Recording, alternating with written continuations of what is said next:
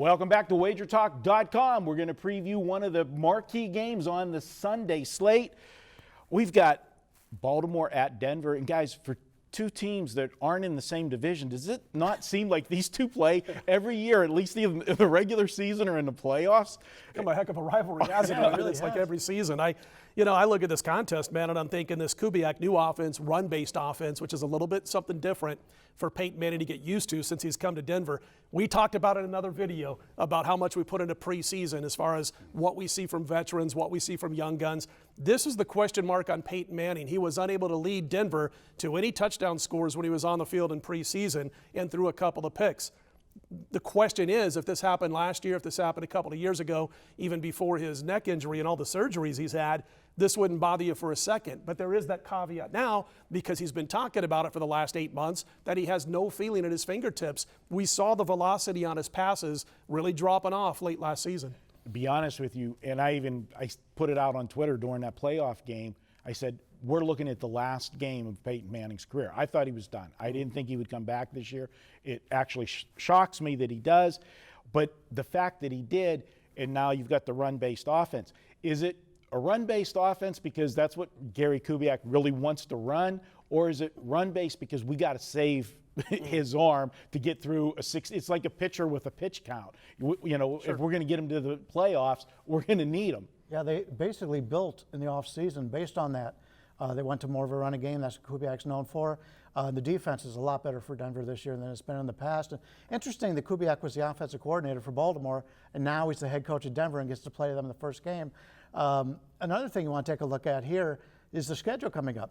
Denver plays Thursday night against division rival Kansas City.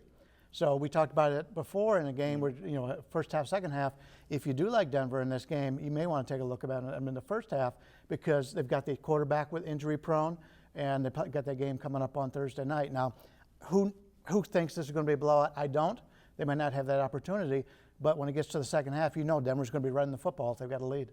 Yeah, and you talk about the Denver defense being improved. Running the football is going to make that defense even better because they were a good defense. The last couple of years they've been improving and are much better this year.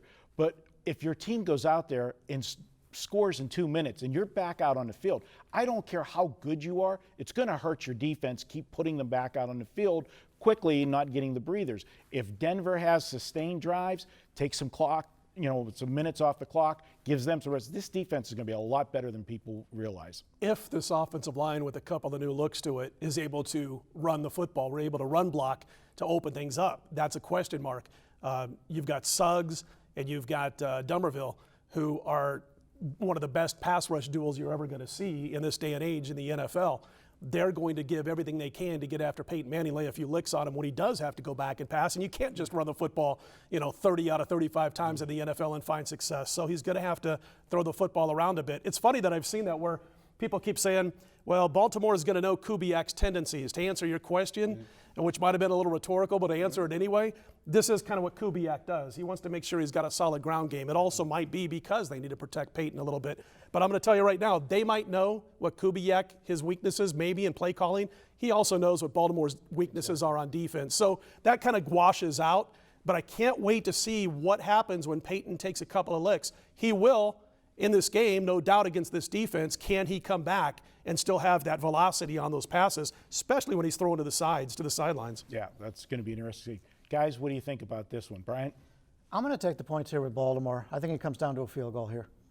I'm going with them. I'm going to take the points with the Ravens. All right, all this talk about defense and running, and I know we lost some line value from the opening number, the sharps coming in. I still think there's enough value in there. I'm going to lean to the under in this one. I think that Denver is going to try to protect that lead and protect their quarterback at the same time. So go ahead and take the under. Hey, guys, don't forget, every Tuesday at Wager Talk, it's $2 Tuesday.